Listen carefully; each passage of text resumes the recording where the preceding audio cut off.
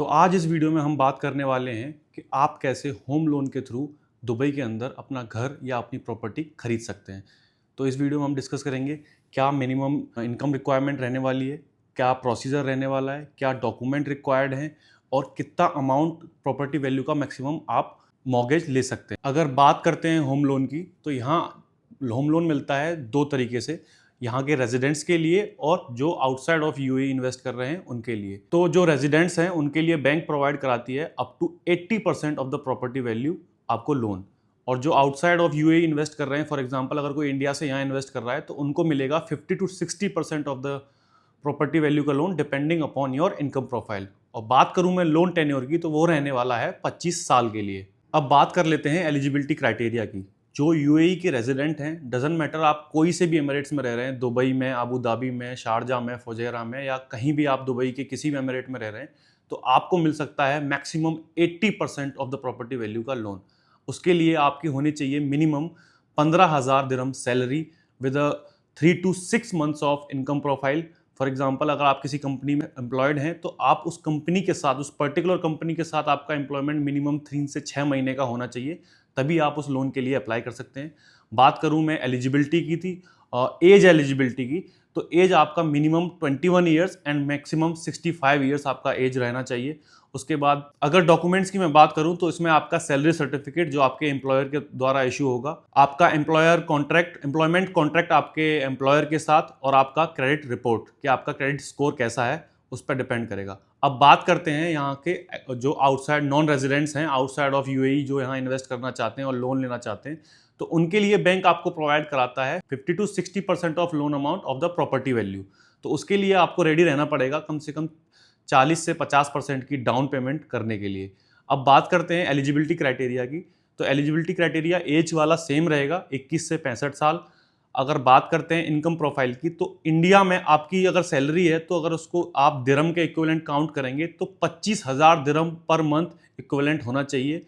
Same आपका employment की history होनी चाहिए कि आपका कम से कम 6 महीने का या 1 साल का एम्प्लॉयमेंट हिस्ट्री होनी चाहिए। जैसे कि इंडिया में हम क्रेडिट स्कोर चेक करते हैं अपने क्रेडिट कार्ड के लिए अप्लाई करने से पहले या फिर किसी लोन को अप्लाई करने से पहले, सेम वे यहाँ के बैंक्स भी आपसे आपके इंडिया का क्रेडिट स्कोर मांगेंगे to define your income in India or how your income profile is there in India or any other country you are employed in। अब हम बात कर लेते हैं इंटरेस्ट रेट्स की कि क्या इंटरेस्ट रहने वाला है जब आप बैंक से होम लोन लेंगे। तो इंटरेस्ट की बात करूं तो यहाँ जनरली 3.9 से 5% का इंटरेस्ट रेट रहता है। अब बात करते हैं इंटरेस्ट रेट भी 3 तरीके से वेरी करते हैं depending upon your income profile. जब बैंक आपको लोन प्रोवाइड कराती है तो they go for a pre approval. तो प्री अप्रूवल के समय वो डिसाइड करते हैं कि आपको किस तरह के इंटरेस्ट स्लैब में रखना है। तो इंटरेस्ट स्लैब की बात करूं तो 3 तरीके के होते हैं। One is fixed rate, second is variable rate and third is hybrid rate. Fixed rate में क्या होता है कि at the time of loan disbursement जो इंटरेस्ट रेट रहता है वो फिक्स्ड रहता है, बट इस लोन का टेन्योर होता है जनरली 1 से 5 साल तक और मैक्सिमम 6 साल तक। अब आता है वेरिएबल इंटरेस्ट रेट। ये इंटरेस्ट रेट वेरी करता है, जैसे हमारे यहाँ बोलते हैं इंडिया में फ्लोटिंग रेट ऑफ इंटरेस्ट, तो यहाँ पर बोलते हैं वेरिएबल इंटरेस्ट रेट। तो वेरिएबल इंटरेस्ट रेट में क्या होता है कि आपका जो लोन है उसका इंटरेस्ट रेट वो डिपेंड करेगा कि उस समय पर मार्केट में इंटरेस्ट क्या चल रहा है। तो इस तरीके का ये भी आपकी इनकम प्रोफाइल पर डिपेंड करता है कि आपकी अगर स्ट्रॉन्ग इनकम प्रोफाइल है तो आपको फिक्स्ड इंटरेस्ट रेट में डालेंगे, और आपकी कम अच्छी लो इनकम प्रोफाइल है या फिर आपका क्रेडिट स्कोर अच्छा नहीं है तो आपको वो इस वेरिएबल इंटरेस्ट रेट में डालेंगे। अब बात करते हैं हाइब्रिड इंटरेस्ट रेट स्लैब की। हाइब्रिड इंटरेस्ट रेट स्लैब में क्या होता है कि ना तो आपका क्रेडिट स्कोर ज़्यादा अच्छा है और ना ही ज़्यादा बेकार है, तो वो आपको डालते हैं एक हाइब्रिड क्रेडिट स्कोर में। उसमें अंदर क्या होता है कि आपकी 1 से 5 साल तक तो फिक्स्ड रेट ऑफ इंटरेस्ट रहती है, लेकिन उसके बाद जब 5 साल का आपका लोन टेन्योर पूरा हो जाता है तो उसके बाद वो आ जाता है वेरिएबल रेट ऑफ इंटरेस्ट में। तो इसको बोलते हैं हाइब्रिड रेट ऑफ इंटरेस्ट। तो हमने तीनों तरीके के इंटरेस्ट रेट जान लिए। First is fixed rate, second is variable and third is hybrid rate of interest. अब हम बात कर लेते हैं एक प्रैक्टिकल एग्जांपल की। लेट्स सपोज कि एक इंसान यूएई का रेजिडेंट है और एक इंसान इंडिया से बाय कर रहा है। तो जो यूएई का रेजिडेंट है अगर वो 1 मिलियन दिरहम की प्रॉपर्टी बाय करने जा रहा है तो उसको देना है सिर्फ 2 लाख दिरहम का डाउन पेमेंट, और बाकी का 8 लाख दिरहम का हो जाएगा उसका मॉर्गेज। अगर मैं मंथली इंस्टॉलमेंट्स की बात करूं तो 8 लाख दिरहम पे आपका आएगा लगभग 4,500 से 5,000 दिरहम मंथली।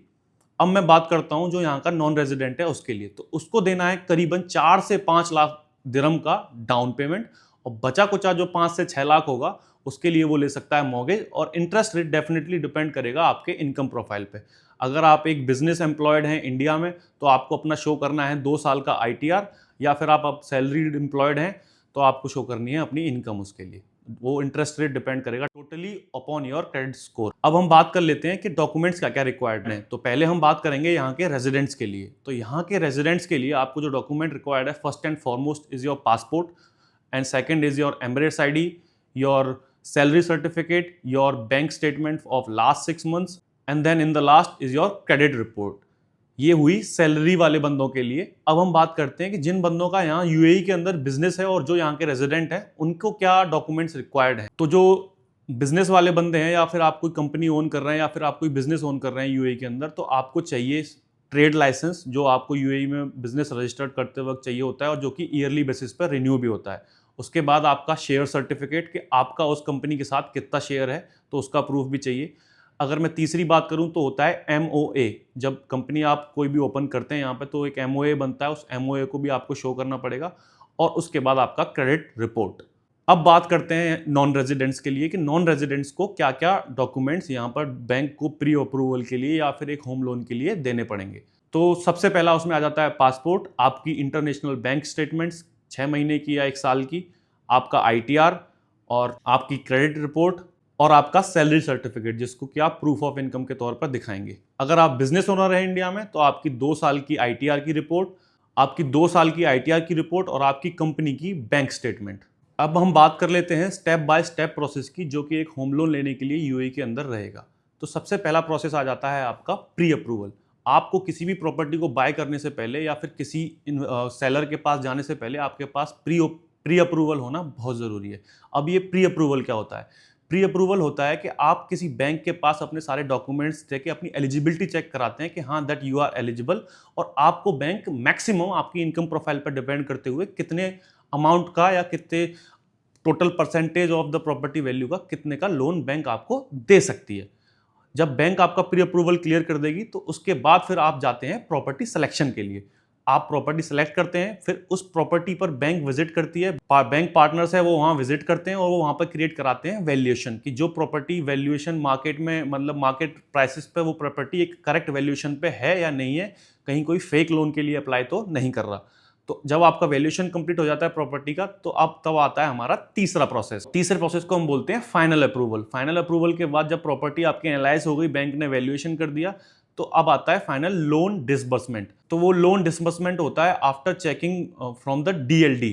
जैसे ही आप DLD में DLD में आपका ट्रांजैक्शन रजिस्टर्ड होगा, तो आपका लोन डिसबर्स हो जाएगा directly to the seller's account. अगर मैं बात करूं टाइमलाइन की, तो प्री अप्रूवल से लेके फाइनल डिसबर्समेंट तक टाइमलाइन रहने वाला है आपका मैक्सिमम 2 से 4 वीक्स का, यानी कि 1 महीने के अंदर अंदर आप अपना बैंक लोन उठा के अपनी प्रॉपर्टी बाय कर सकते हैं दुबई के अंदर। अब मैं बात करूं कुछ की बैंक्स की, जो की बैंक्स होने वाले हैं, या फिर जो कुछ लिमिटेड बैंक्स अवेलेबल हैं दुबई के अंदर, जो आपको होम लोन प्रोवाइड कराते हैं। Doesn't matter whether you are a resident, या फिर आप बाहर से हैं, UAE के बाहर से, इंडिया से, पाकिस्तान से, या बांग्लादेश से, या किसी भी दुनिया के किसी भी पार्ट से। तो मैं बैंक्स की बात करूं तो वो बैंक्स रहने वाले हैं Emirates NBD, HSBC bank, ADCB bank, Abu Dhabi commercial bank, उसके बाद आता है आपका first Abu Dhabi bank, last आता है आपका रसल खेमा बैंक। अब बात करते हैं कि as a smart investor home loan आपके लिए ज़रूरी या फिर फ़ायदेमंद कैसे साबित हो सकता है। अगर हम बात करें होम लोन की, तो हमने देखा प्रोसेस जाना कि बैंक भी एक जाकर प्रॉपर्टी का वैल्यूएशन करते हैं, और तब आपको पता लग जाएगा कि जिस भी प्रॉपर्टी में आप इंडिया के बाहर बैठे बैठे भी इन्वेस्ट कर रहे हैं, तो डेफिनेटली वो प्रॉपर्टी एक वैलिड प्रॉपर्टी है, और आपकी इन्वेस्टमेंट एक सही जगह पे जा रही है। तो एक ये तरीका हो गया पता लगाने का और इस होम लोन का फ़ायदा उठाने का। और दूसरा तरीका होता है कि आपके पास डेफिनेटली एक अमाउंट अवेलेबल नहीं है, एक प्रिंसिपल अमाउंट अवेलेबल नहीं है, और आपको एक रेडी टू मूव इन या फिर एक सेकेंडरी प्रॉपर्टी बाय करनी है, जिसका आपका नेक्स्ट डे से रेंट शुरू हो जाएगा।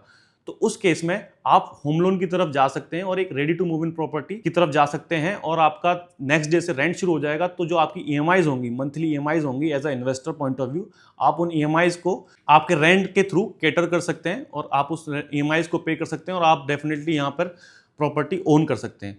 और बात करें हम रेजिडेंस वीज़ाज़ की, तो अगर आप लोन पे प्रॉपर्टी ले रहे हैं और आपकी प्रॉपर्टी की वैल्यू 2 मिलियन दिरहम से ज़्यादा है, तो उस केस में आप गोल्डन वीज़ा जैसी फैसिलिटी भी अवेल कर सकते हैं, कि आप इंडिया में रहते हुए या फिर इंडिया से बाहर किसी भी देश में रहते हुए UAE के रेजिडेंट कहलाए जाएंगे, अगर आपकी प्रॉपर्टी यहाँ 2 मिलियन से ज़्यादा की है, और उसके लिए आपकी प्रॉपर्टी मॉर्गेज पे हो सकती है, तो डेफिनेटली गोल्डन वीज़ा अवेल करने के लिए आप किसी ऐसी प्रॉपर्टी की तरफ जा सकते हैं जिसकी प्रॉपर्टी वैल्यूएशन 2 मिलियन या 2 मिलियन से ज़्यादा है। 2 मिलियन दिरहम की मैं बात कर रहा हूँ, 2 मिलियन या 2 मिलियन से ज़्यादा है तो आप उस प्रॉपर्टी की तरफ जा सकते हैं। रेजिडेंस के लिए गोल्डन वीज़ा जैसी फैसिलिटीज़ को अवेल कर सकते हैं। अगर आपको बाकी डिटेल्स गोल्डन वीज़ा या फिर लोन के रिगार्डिंग चाहिए तो आप नीचे दिए गए व्हाट्सएप लिंक पर मुझे कनेक्ट कर सकते हैं। मैं आपको बताऊंगा पूरा प्रोसेस, एकदम डिटेल प्रोसेस, या आपको कनेक्ट करवाऊंगा अपने मॉर्गेज पार्टनर के साथ। आप एक प्री अप्रूवल के लिए अप्लाई कर सकते हैं। प्री अप्रूवल के अप्लाई करने से होगा क्या कि आपकी भी चीज़ें शॉर्टलिस्ट हो जाएंगी कि हाँ, आप बैंक आपको लोन दे रहा है तो कितना मैक्सिमम अमाउंट ऑफ लोन दे रहा है, तो आप अपना इन्वेस्टमेंट उसी तरीके से प्लान कर सकते हैं। तो आप मुझे नीचे दिए गए व्हाट्सएप लिंक पर कनेक्ट करें, फिर मैं आपके साथ डिस्कस करूंगा सारी चीज़ें कैसे होने वाली है। Thank you.